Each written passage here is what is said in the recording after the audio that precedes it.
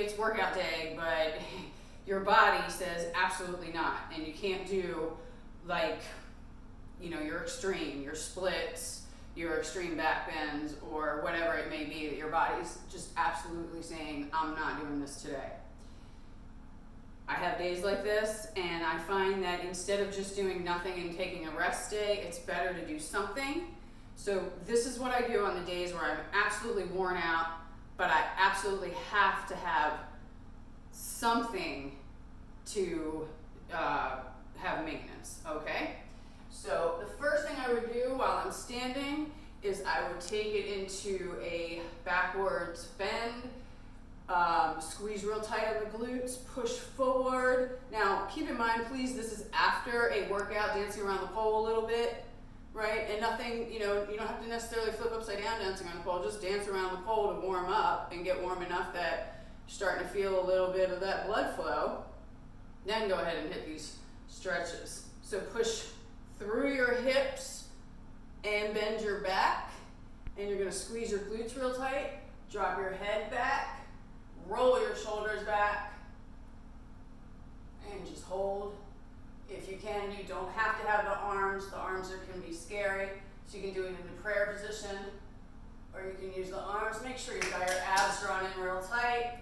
Some people like to think of making a hollow body right here, and that's fine, whatever it is. The abdominal muscles that go from your rib cage to your pelvis, they're still drawn in, regardless of what your cue is, or even what you may look like. We all have the same muscles. And release. I would then take it into the horse, is when your toes are pointed forward, and I think goddess is when your toes are pointed sideways, and I do them both, and I could be wrong. Maybe they're interchangeable, I don't even know. Anyway, keep your hands up, keep your abs in, squat it down, and arch your back hard while you're squatting down. You will really feel this right in those side split regions.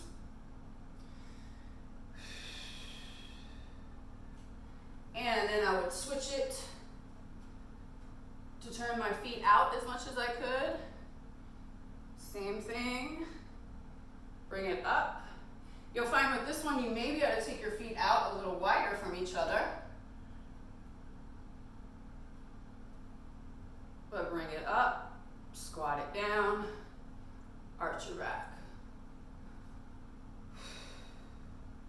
You do want to have your hands up in the air as opposed to down on the mat, because it gives you a deeper stretch and it works those strengthening muscles.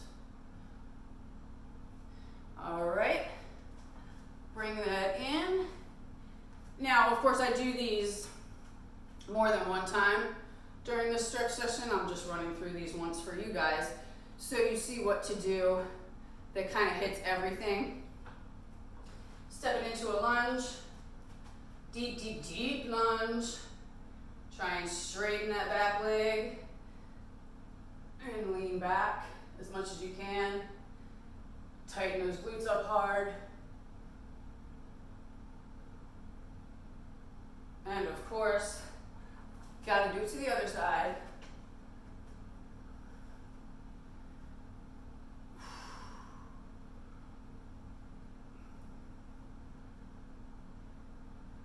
Try and just keep that knee as straight as you can.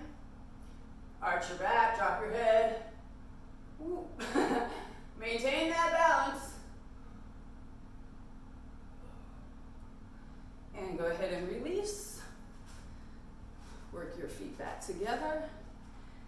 Okay, next, I would take it to the floor, the mat, whatever. Take this into what we call Camel. Instead of dropping the hands to the heels, which you can do, I would pick my arms up and allow myself to kind of hang. You'll find it is way more challenging.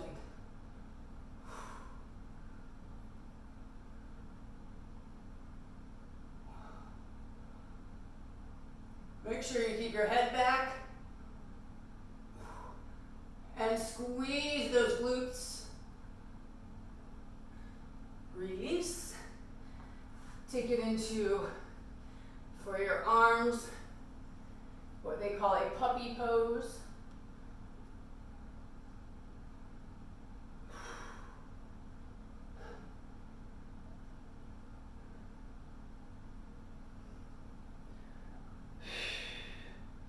And then last, you can always work on your pancake. I'm leaving plank out of this one. You can always work on your pancake. Start your pancake off by kind of in and out turns with your legs, right? Make sure you arch your back really hard when you take it down to the floor.